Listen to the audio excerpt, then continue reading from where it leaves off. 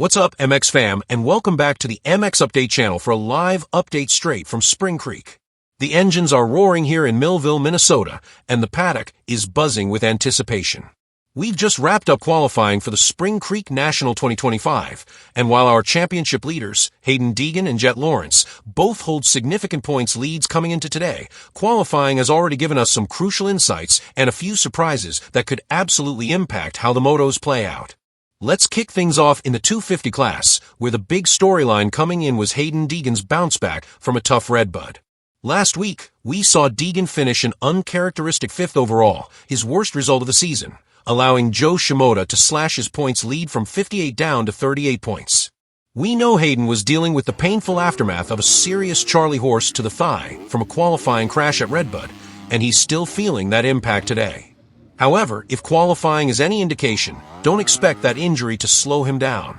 In the first 250 class qualifying session, Deegan immediately asserted himself, laying down the fastest lap by a little over half a second ahead of Seth Hamaker.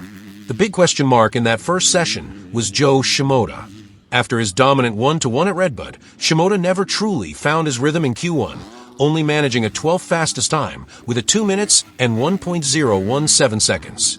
That was surprisingly off the pace for him, and we were certainly expecting a significant improvement in the second session.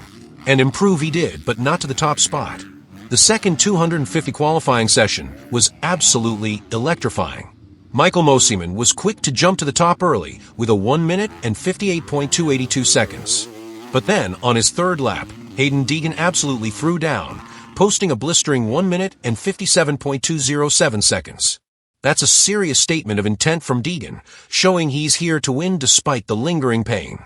What was truly a goosebump moment came shortly after Jeremy Martin, in his farewell race at his home track, busted out some serious speed to move into second fastest with a 1 minute and 57.754 seconds.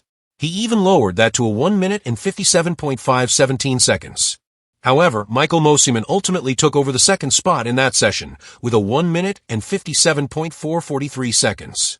And a huge shout-out has to go to Ryder DeFrancesco, who was fastest last week. He was super fast again today, turning a 1 minute and 57.776 seconds, which was 4th fastest in the second session. So for the combined 250 class qualifying results, Hayden Deegan takes pole position with his 1 minute and 57.207 seconds, reaffirming his speed even while managing that injury. Joe Shimoda did improve, but not enough to challenge the top, sitting further down the order. This sets up a fascinating dynamic for the motos. Will Deegan's raw speed hold through 2 grueling motos, or will Shimoda find his Redbull form when the gate drops for real? In the first 450 qualifying session, it was the familiar sight of the Lawrence brothers dominating the front, with Jet leading the charge. He set a blistering 1 minute and 53.219 seconds, a lap time that, as we'd soon see, was simply untouchable. Riders like Eli Tomac and Chase Sexton, who finished 7th and 8th in that session, were already about 3.5 seconds off Jet's pace. Justin Cooper, who was 4th fastest, unfortunately had a nasty high-side crash, looking a bit shaken up. We'll be watching him closely to see if that impacts his moto performance. Heading into the second 450 qualifying session, the expectation was that with the track breaking in further, lap times would drop even more. However, that wasn't quite the case at the very top. Chase Sexton was fastest early in Q2 with a 1 minute and 57.167 seconds, but Jorge Prado quickly took over with a 1 minute and 56.610 seconds. Sexton battled back, reclaiming the spot with a 1 minute and 56.162 seconds on his 4th lap. Then, out of seemingly nowhere, R.J. Hampshire delivered a shocker, dipping into the 1:55 range with a 1 minute and 55.611 seconds. That time held as the fastest in the second session, a phenomenal run from Hampshire, showing he's got serious speed at Spring Creek.